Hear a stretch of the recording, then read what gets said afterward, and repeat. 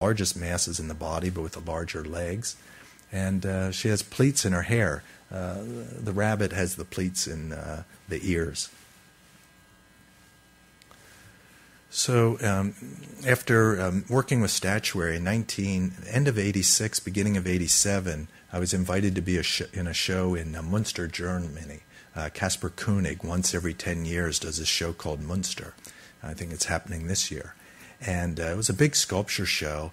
And for me, a young artist just starting to show internationally, it was really important to me to be in this exhibition. So I decided that I would go to Munster. It was to make a site-specific work. And I saw this kip and curl in the town square. And the community really got a sense of their being from there, their self-confidence from this kip and curl. It showed that they were independent, they were agrarian-based. And I thought I'll take this bronze sculpture, which was in their town square, and I'd recast it in stainless steel because I thought people's needs were being met a different way, as kind of a sense of economic needs. And when I made the kip and curl, and we cast it, we made a mold on it, and I cast it in stainless steel.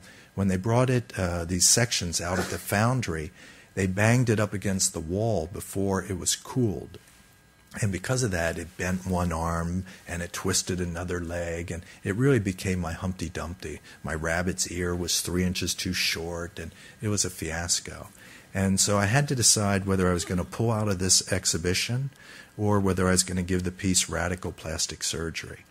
And up to this point, everything was, the preservation of every perfection and imperfection of an object. Everything we've looked at's been a ready-made, whether it's a basketball, whether it's a vacuum cleaner. Bob Hope was a ready-made that I cast and put into a different material. But if you lift him up and look underneath, every little bump on that original plaster is right there. And the paintings were that we looked at, they were from ready-made plates for the actual advertisements that were used in the streets. I printed them on canvas. But this type of detail to the ready-made, I was really going to be changing there. And I went for the radical plastic surgery.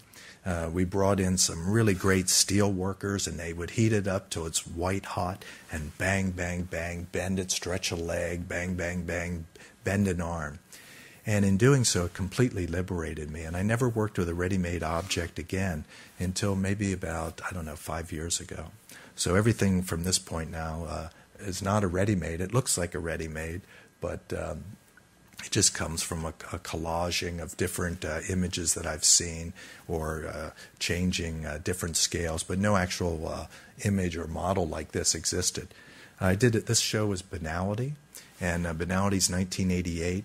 And a lot of the factories or foundries I was working with started to become so complicated for me to get the works through. I decided I'll just go to Europe and I'll work in different materials. So I decided I wanted to work in wood and porcelain.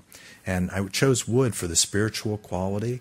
The church has used art, and I really learned to really love the Baroque and the Rococo, the type of equilibrium that the Baroque and the Rococo create. And so this is a piece, Ushering in Banality. I thought it's kind of autobiographical. I always thought of myself kind of back there pushing the pig, and that I was going to usher in banality. And it didn't really matter what people thought, because I felt that, there's just kind of like a positive force on my side.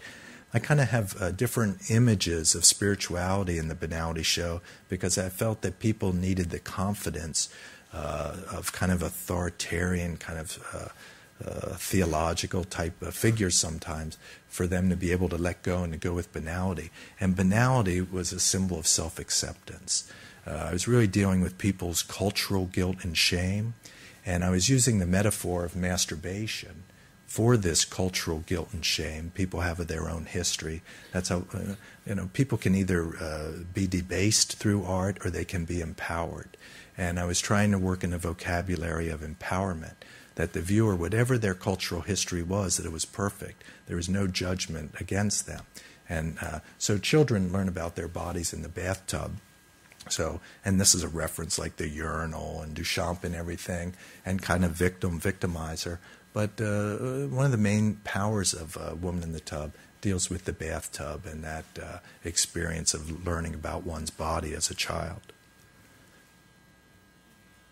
This is the Pink Panther, another reference to masturbation. I would always say I didn't know what she'd be doing with the Pink Panther other than taking it home to masturbate with. He looks kind of a little bit dazed, alarmed. But porcelain is a material that was, it came from the king's kitchen.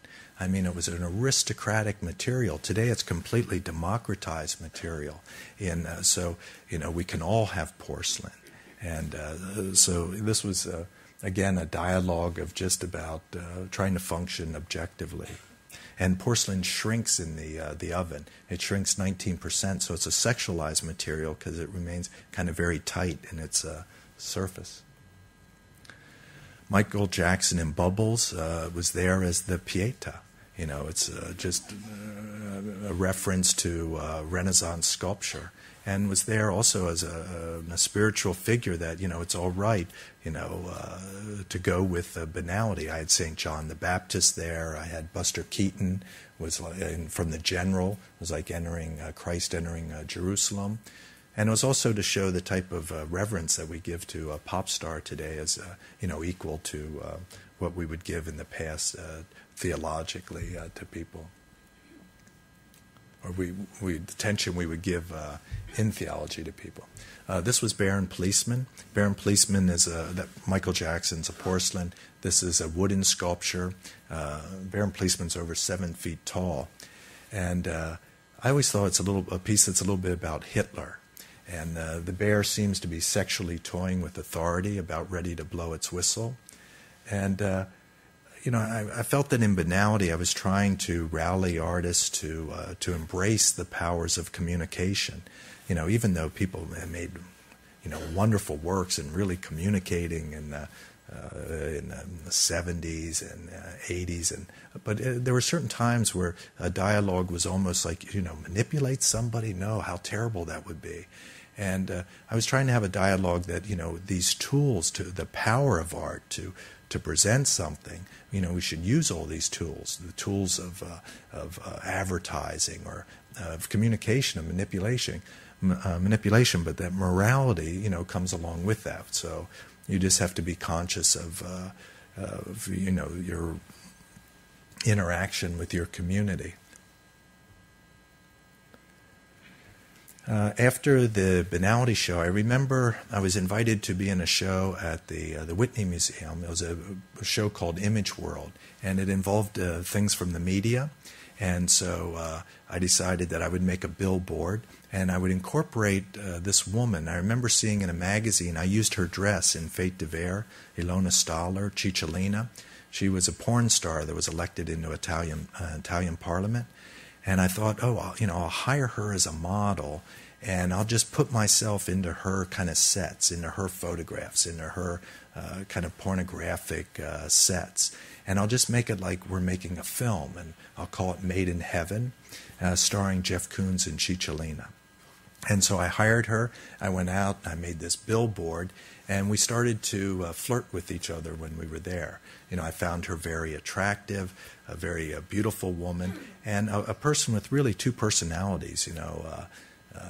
Ilona is this person that can be very, very sweet, and also somebody then that can be very transgressive.